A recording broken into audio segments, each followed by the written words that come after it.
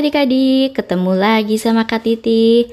Kali ini kakak akan membahas soal pada buku Senang Belajar Matematika kelas 4 SD. Soal ayo mencoba halaman 168 sampai 169.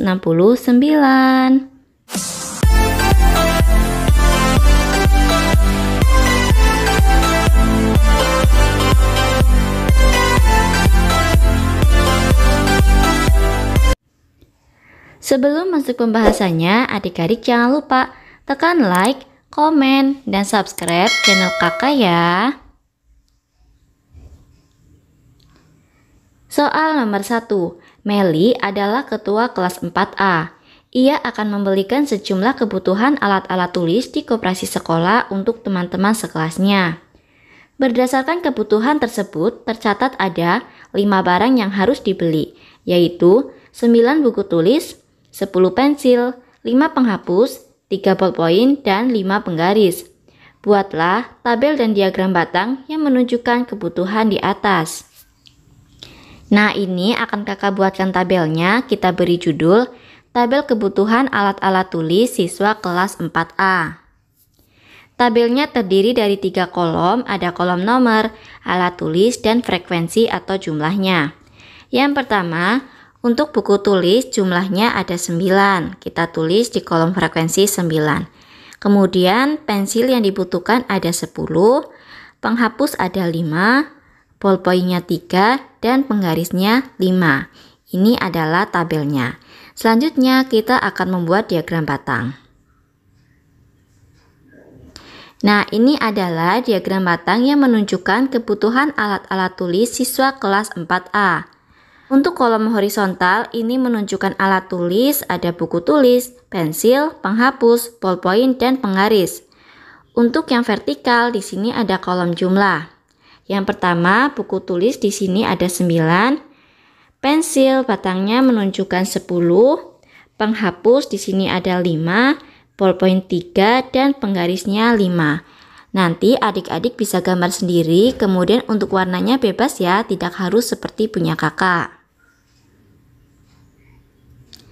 Soal nomor 2. Di bawah ini adalah diagram batang tentang daftar pengunjung perpustakaan sekolah selama 1 minggu. Kita perhatikan diagram batangnya.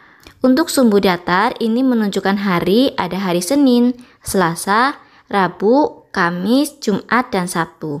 Kemudian untuk sumbu tegak ini menunjukkan banyak pengunjungnya. Kita perhatikan diagram batangnya. Untuk hari Senin ini banyak pengunjungnya ada 50.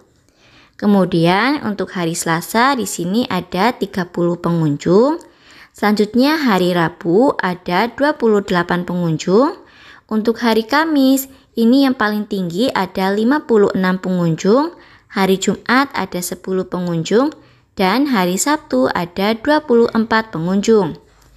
Pertanyaan pertama, berapa banyaknya pengunjung perpustakaan pada hari Rabu?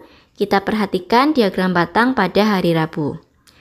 Banyak pengunjung pada hari Rabu adalah 28 pengunjung.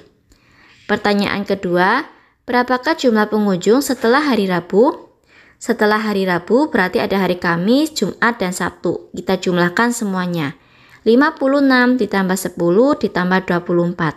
Hasilnya adalah 90 pengunjung. Pertanyaan ketiga, pada hari apakah pengunjung perpustakaan terbanyak?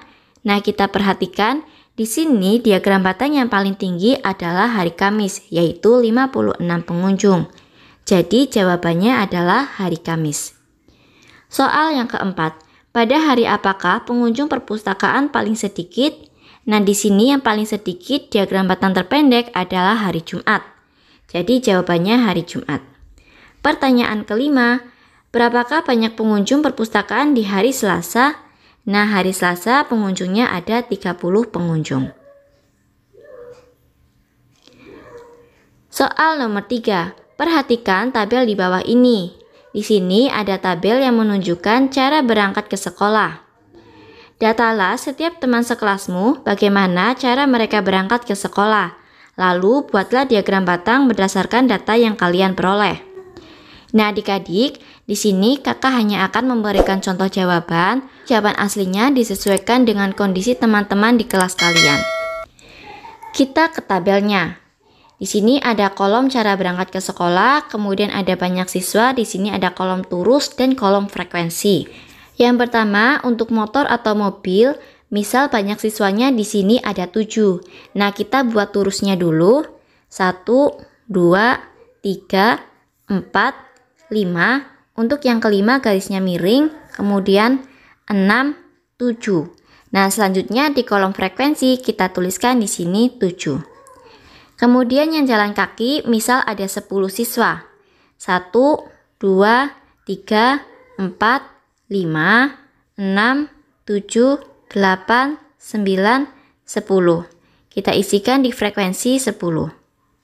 Selanjutnya yang naik becak, misal ada 4 siswa.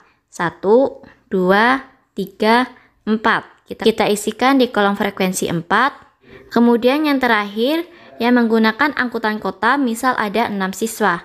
1, 2, 3, 4, 5, 6. Kita isi di sini 6. Kemudian kita hitung jumlahnya, 7 ditambah 10 ditambah 4 ditambah 6, hasilnya adalah 27. Setelah kita membuat tabelnya, sekarang kita akan membuat diagram batangnya. Nah, ini sudah kakak buatkan diagram batang yang menunjukkan cara siswa berangkat ke sekolah. Untuk yang baris horizontal, ini menunjukkan cara berangkat ke sekolah, yaitu menggunakan motor atau mobil, kemudian jalan kaki, becak, dan angkutan kota. Sedangkan untuk kolom yang vertikal, di sini menunjukkan banyak siswa. Yang pertama, motor atau mobil ini menunjukkan 7 siswa, yang menggunakan jalan kaki ada 10 siswa, yang menggunakan becak ada 4 siswa, dan yang menggunakan angkutan kota ada 6 siswa. Kita ke soal nomor 4. Di bawah ini disajikan tabel banyak siswa SD Jaya menurut kelas dan jenis kelamin. Buatlah diagram batang dari tabel di atas. Sumbu datar adalah kelas dan sumbu tegak adalah banyak siswa laki-laki dan perempuan. Kita perhatikan tabelnya. Yang pertama di sini ada kelas dari kelas 1 sampai kelas 6. Kemudian jenis kelamin ada laki-laki dan perempuan, selanjutnya ada kolom jumlahnya. Nah, sekarang kita buatkan diagram batangnya. Nah, ini adalah diagram batang yang menunjukkan jumlah siswa SD Jaya menurut kelas dan jenis kelamin.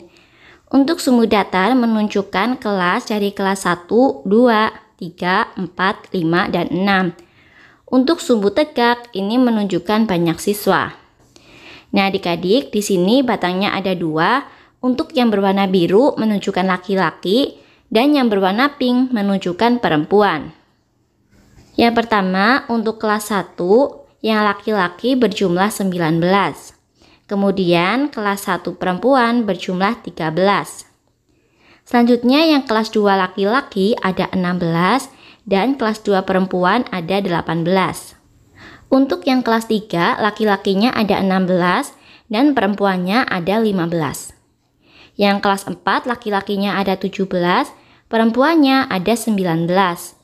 Selanjutnya yang kelas 5, laki-lakinya ada 15 dan perempuannya ada 18. Dan yang kelas 6, laki-lakinya ada 18 dan perempuannya ada 12. Adik-adik, nanti kalian gambar lagi ya diagram batangnya. Untuk warnanya terserah kalian. Nah, sudah selesai pembahasan dari kakak. Semoga bermanfaat. Sampai jumpa di video berikutnya. Terima kasih.